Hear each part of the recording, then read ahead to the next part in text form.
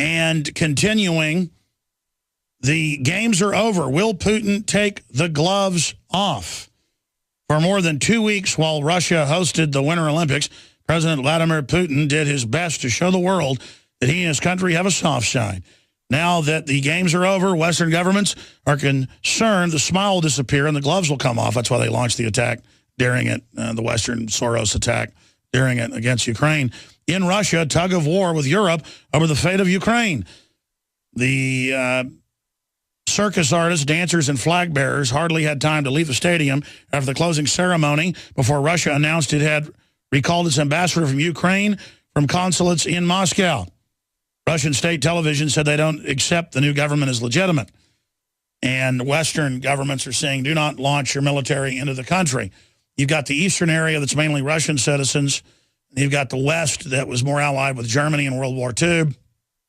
And I understand they have a beef with Russia, but they should know that the euro will suck them dry. And the euro are the ones that spent $5 billion with the State Department fomenting this. And so I'm sure from different perspectives, there's different reasons for this. The point is the detonator, the initiator on all this is the West. Now, I don't know Max Kaiser's take on this, but I know he's lived all over Europe and covered it. So we'll get his take on it. But, you know, I mean, I'm for the Arab Spring, except it got hijacked and in some cases stirred up by the West. What is your view, Max, of what's happening right now in the Ukraine? Well, you know, Russia, Iran, and China, we've talked about this before. They have a mutual defense pact, I guess you could call it, or it's the Shanghai Cooperation Agreement. And, you know, China, Russia, and Iran share something very interesting in that they don't have central banks that are controlled by the Fed or the IMF or the World Bank. So there's enormous pressure by the central banks of the West to seize these operations of Iran, Russia, and China, because that's a threat to the central bankers. And the central bankers in the West are what feed those enormous bonuses on Wall Street by printing up those trillions of dollars of the quantitative easing. But because Iran, China, and Russia have economies that, well, in the case of Russia, of course, they have huge natural resources, and they don't really need to have a financialized Ponzi scheme like you have on Wall Street. So they don't really need to be part of the confederation of corrupt central banks, whether it's the ECB, the Bank of England, Bank of Japan, the Federal Reserve Bank. So that's where the tension is. And the situation in Ukraine, obviously, it's another hit piece by, you had John McCain down there in the CIA looking to stir trouble. They're looking to seize any assets they can and fund some local CIA-sponsored folks, and game on. Same thing we've seen in Central America, South America, North Africa. This is the global insurrection against banker occupation, as we've been talking about on your show for years. It's just been getting larger and more violent as the central bankers want to protect their monopoly in printing fiat nonsense and giving themselves huge bonuses and letting everyone else starve. What's interesting is that in the Ukraine, on the economics front, the price of food has been going up. We've talked to on your show before, Alex, about when the price of food as a percentage of disposable income gets to around 40%, there's usually some kind of violent revolution. We saw it in the Arab Spring. We see it now in Ukraine. We see it in historically going back to the French Revolution.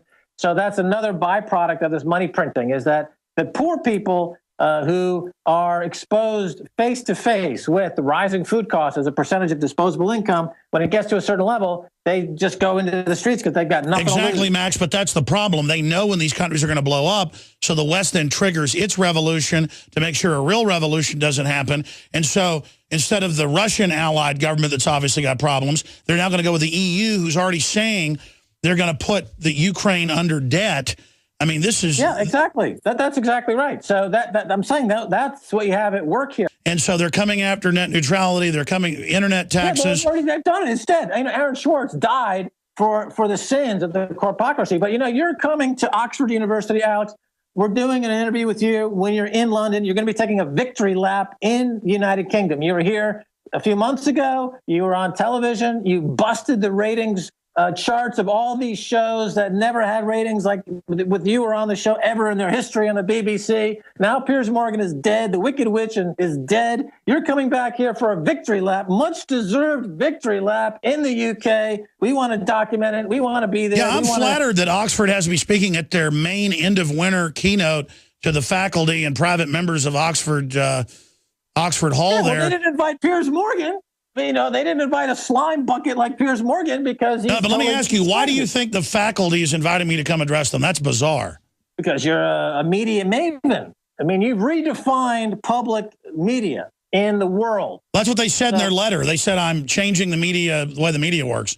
That's what they want me to speak on. Absolutely. I mean, you've been an inspiration to MaxKaiser.com. You've been an inspiration to our work on television. You've been, people like Luke Rudkowski, who's one of the greatest journalists in the world right now. Where do you think he came from? He came out of the Alex Jones world. So now you're taking a much-deserved victory lap. And I think there's going to be, it'd be on my show. I do like England. I got to tell you, I really love England. That's why I said I'd come back. Because I love the Salisbury Plain. I was going to live somewhere. Gosh, that's beautiful. Well, listen, Max, we'll talk to you for a full hour soon if you can do it on everything in the world. Thank you so much for popping in. And my pleasure, Alex. Bye-bye. We don't get stimulus money like MSNBC or NPR. We get funded by the people listening and watching. This is radio. It's really a radio show, but it's grown into TV over the last decade. I started out in TV. So when you buy the books, the videos, the T-shirts, the super high quality